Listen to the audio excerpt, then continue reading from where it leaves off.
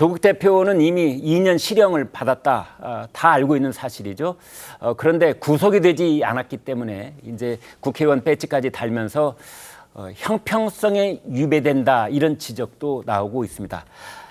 제가 하고 있는 유튜브에 가수 조영남 씨가 출연을 한 적이 있는데 그 부분을 얘기했길래 그 내용 영상 여러분과 공유하겠습니다. 화투 그림 때문에 그거 관두신 거예요? 미수 사건 나면서. 그러면 이제 그거 뭐 법적으로 다 무죄로 끝났으니까. 근데 이상하지? 복원하시면 되는 거 아니에요? 복귀? 우리 국민들은 예.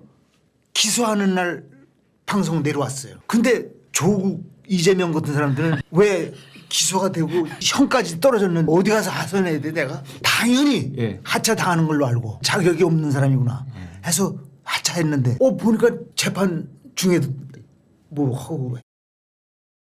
네, 말을 좀 정확하게 다시 한번 전달드리자면은 이재명, 조국 형이 떨어졌다 그러는데 형이 떨어진 사람은 조국이고 이제 이재명 대표는 지금 재판 중이다 이렇게 말씀을 다시 고쳐서 좀 드리겠습니다. 차재원 교수님께 여쭤보면 결국은 이제 가수 조영남 씨가 말하고자 하는 것은 왜 나하고 조국은 다른 대접을 받아야 되느냐 이 뜻 아니겠어요? 결국 뭐 근데 조영남 선생이 아마 그 유튜브에서 그 말씀을 안 하신 것 같아요. 네. 내가 노래를 하지 말고 정치를 할 것 이렇게 아마 끌끌 혀를 차면서 이야기를 해야 되는 것이 아닐까 하는 생각이 들 정도인데요. 네. 사실 뭐 조국 대표 같은 경우는 사실 이번 총선을 통해서 기사회생을 하지 않았습니까? 네. 자, 그런 측면에서 본다고 한다면 제가 잘 쓰는 표현 중에 하나가 그겁니다. 미당 서정주 시인의 그러니까 나를 키운 팔알은 바람이다. 아, 예. 그 표현을 많이 쓰는데 저는 이번 조국 대표를 키운 팔알은 저는 윤석열 대통령이라는 생각이 듭니다. 예. 사실 지난번 그 조국 사태 때의 핵심이 뭡니까? 소위 말하는 내로남불이잖아요. 네. 그래서 바로 그걸 갖다가 바로 타파하기 위해서 그 조국 사태를 적극적으로 파헤쳤던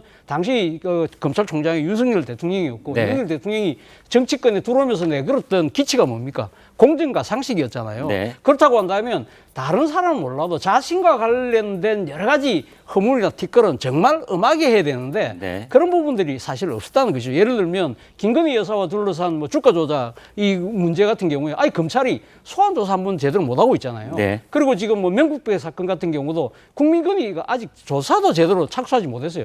이런 부분들이 결국은 이번 총선 민심으로 나타난 것이고 결국은 제가 생각했을 때는 이번 조국 대표가 다시 기사 회생한 것도 윤석열 대통령 탓이라는 생각이 저는 강하게 들어요. 그렇다고 한다면 조영남 선생께서는 윤석열 대통령에 대해서 조금 선서를 좀 하실 필요가 있지 않나 생각까지 듭니다.